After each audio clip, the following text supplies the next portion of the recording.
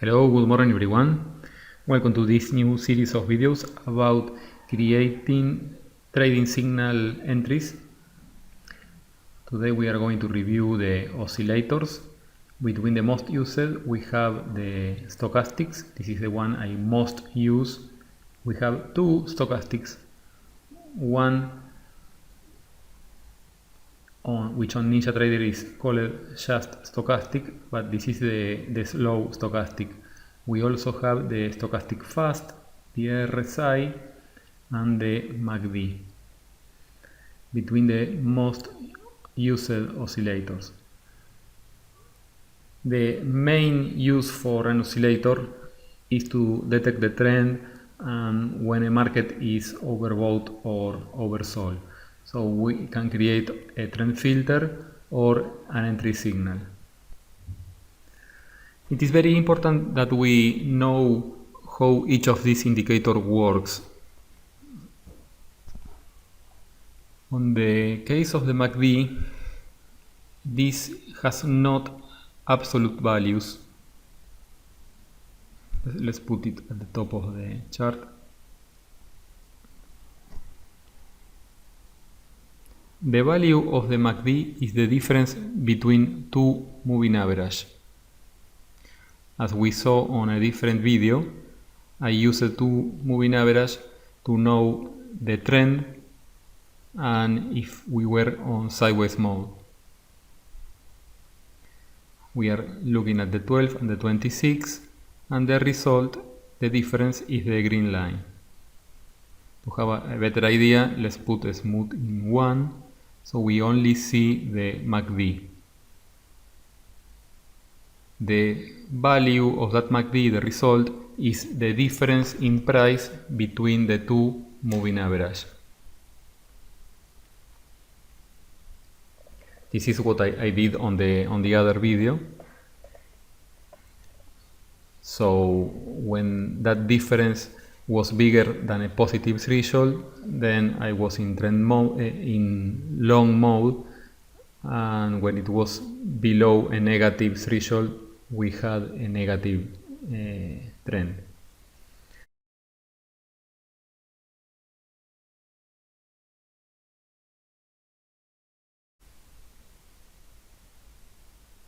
We also have a smoothing, so the MACD can have an average of the last number of bars, let's say the last two bars,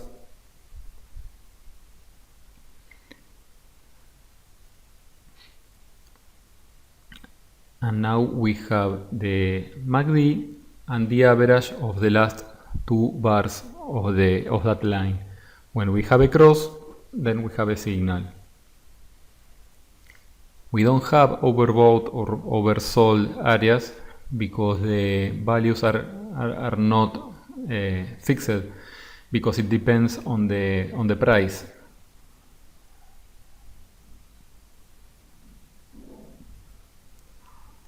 In regards to the result that we can get, as we can see, these are almost the same.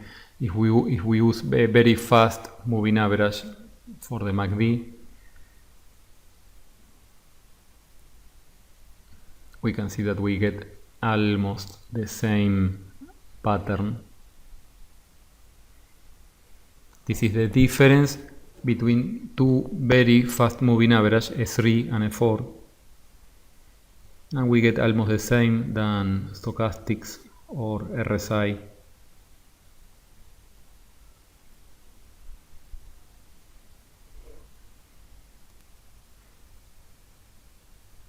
The difference is that on Stochastic or on RSI we have overbought and oversold values well defined. The maximum and minimum values on RSI and Stochastic are 0 and 100.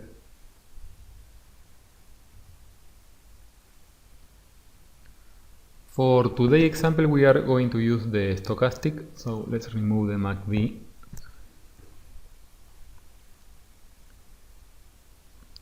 In regards to the RSI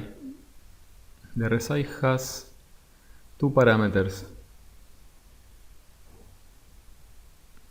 as we can see, the main parameter is the period, and then we have an average of the last number of bars of the same line. So we can use the crossovers of the line and its average, and when those crosses happens on overbought or oversold, we have a signal. In general, the best results are obtained on the stochastic, and between both stochastic, let's see the difference between the fast and the slow or standard. On the fast, we only have two parameters: the period for the key line and the period for the D line. If we set a period of 1 for the period D, for the D line, then we have the key line. That means that the D line is just an average of the last number of bars of the key line.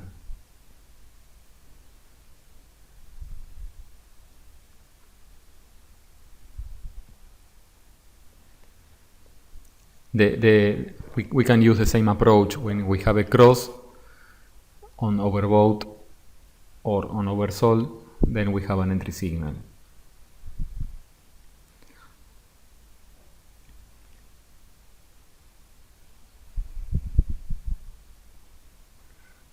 On the slow stochastic or simple stochastic, we have also a smoothing. On the key line, if we use a smoothing of 1, then we have the stochastic fast. But if we add some smoothing, then the red line get more smooth.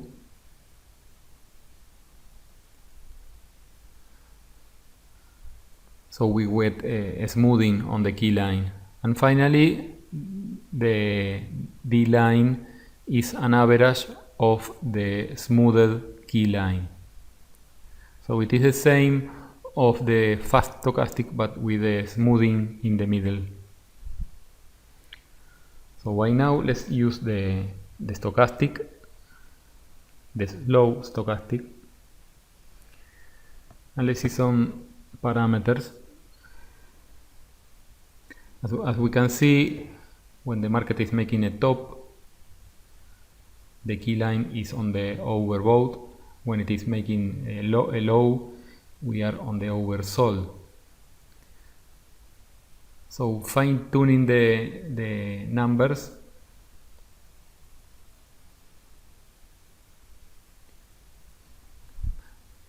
not using smoothing on the key line, we get a noisy red line, but we can use a signal when the red line comes back from the overbought or from the oversold.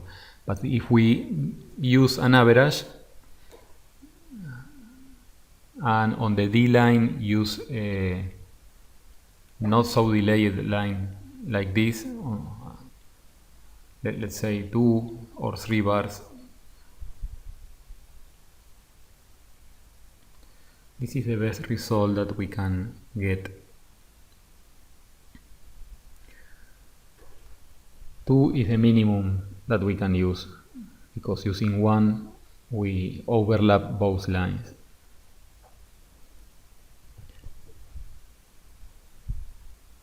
The possible entry signals are when we have a cross between key and D line,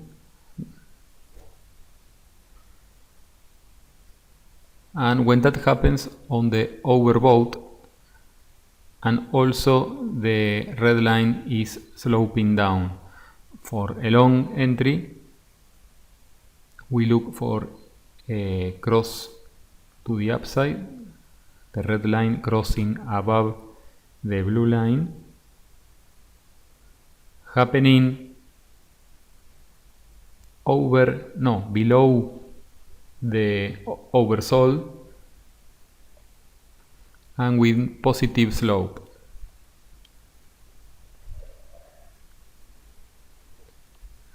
So on this bar we have a buy signal, and our fill will be on the open of the next bar. Hope this explanation has been useful for your trading, and if you are interested, on the next part I will explain how to configure Marker Plus to visualize and trade this setup.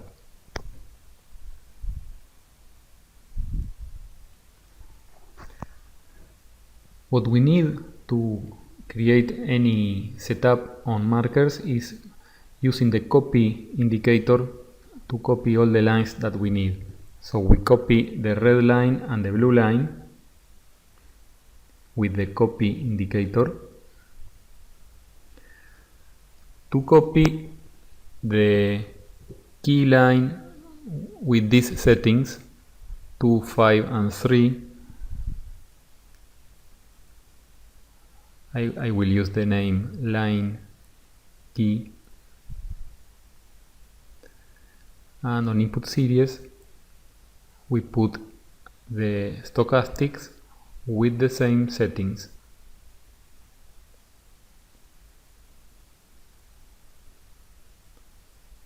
Two, 5, 3 and the key line. I will use the red color, and there we have at the bottom the copied key line. Then we do the same with the blue line. I will assign the name line D. On the input series we put the indicator with the same settings, but selecting the other line.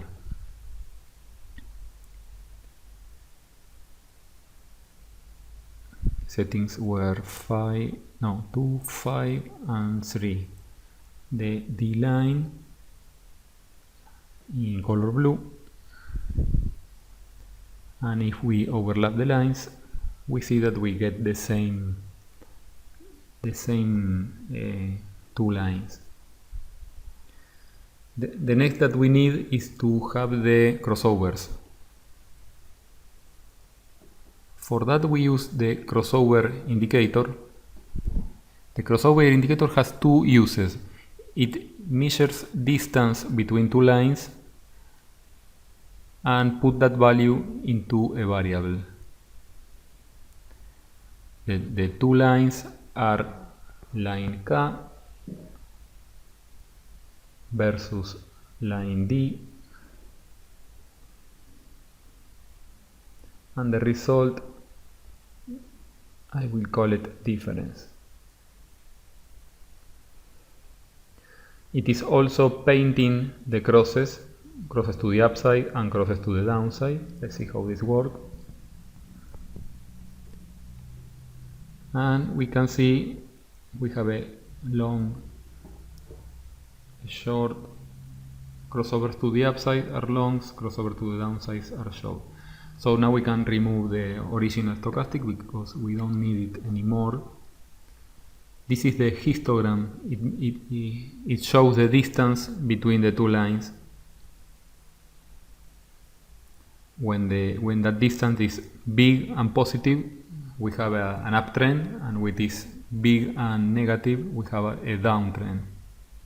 Of all these signals, we are not interested in trading all of them, but only those who are on the overbought or oversold area. But as we already have the key line copied, it is called line key, then when we set markers to trade, we must set markers to trade arrows.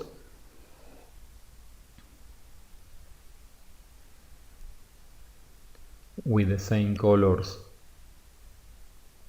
orange, red and green.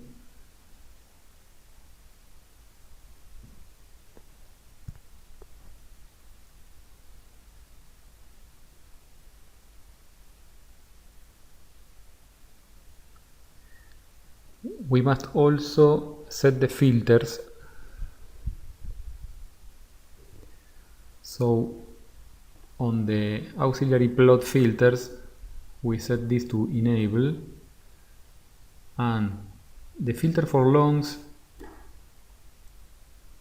is when the line key is below the oversol, so it must be lower than 20.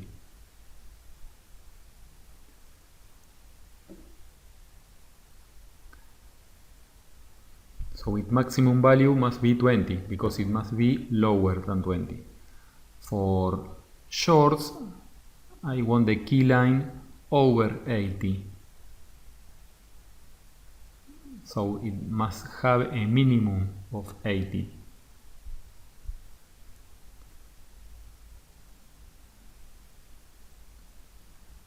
That's all. So with this configuration, we get all the crossover signal painted, but markers will only trade those that will happen when the key line is on the overvote or on the oversol.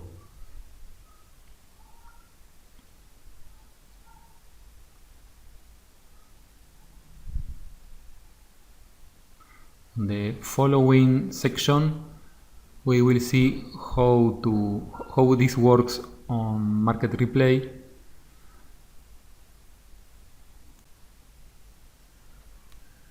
Now we are on market replay. The first that we see is that both size, longs and shorts are disabled, and this is because the key line is not over the 80, neither below the 20. I will put a horizontal line so we can see the levels.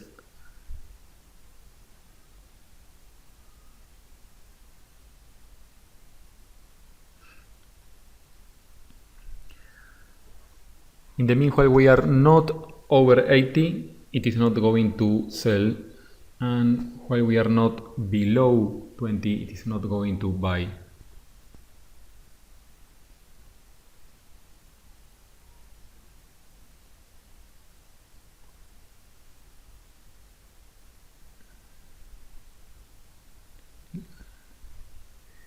We will increase the speed.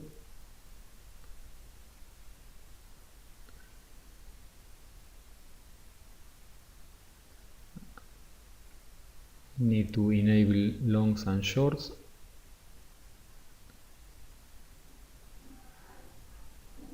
Order filled. And there we have a fill. I forgot to enable chart trader.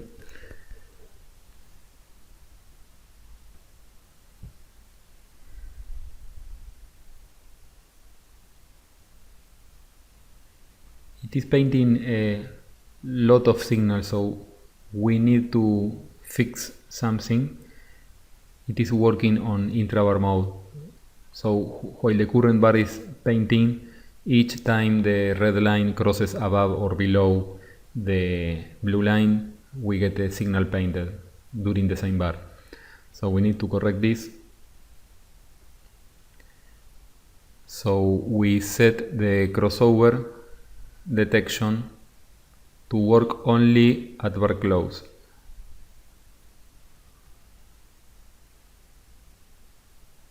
Let's go back to 612.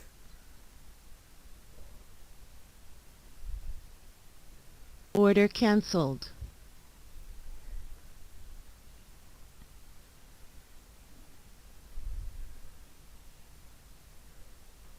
Horizontal lines were removed, so I will add it again. 20 and 80.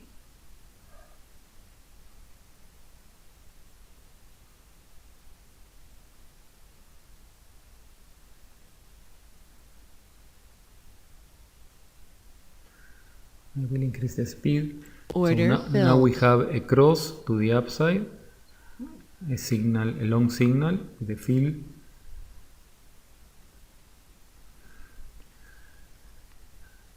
all these crossovers are ignored because they are outside of the overbought and oversold area. The only way to finish this trade is on the stop, on the target, or on a short signal over the overbought area.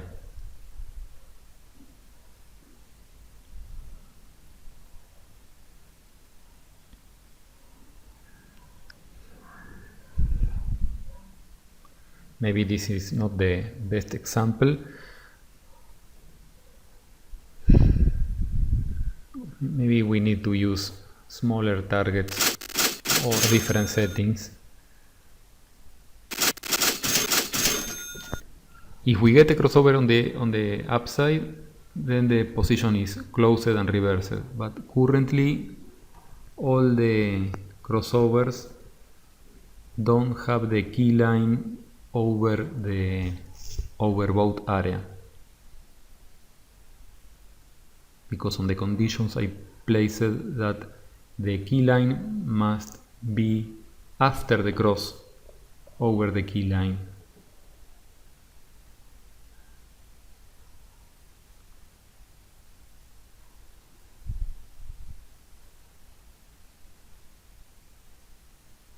Same Order happens here. filled. Not on this one, because on this example, Order filled. on this signal, the cross was completely over the overbought area. On the previous one, this doesn't trigger an entry because the red line finished below the overbought.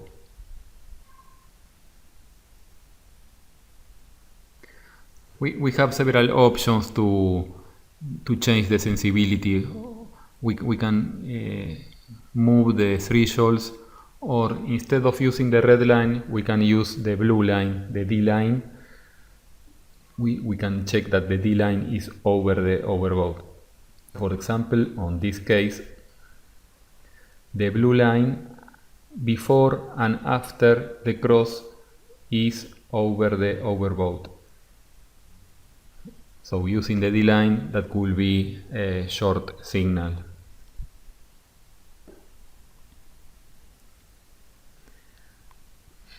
Now we are long because we have a cross.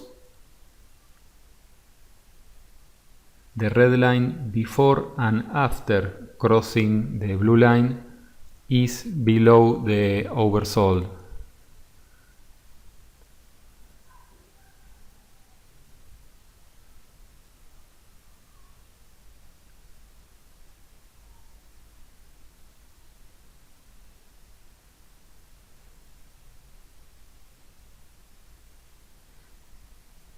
Order filled. Order filled. There we have a short and a long. Both signals reversed one each other. We can change a lot of settings from the period of the chart, the settings of the stochastic, the targets, the stops. This was just an example to demonstrate how we can trade an oscillator with markers. Any of the indicators described today, like MACD, RSI, can be traded with this technique. Thank you everyone. Any question or comment, please post below this video. Bye bye.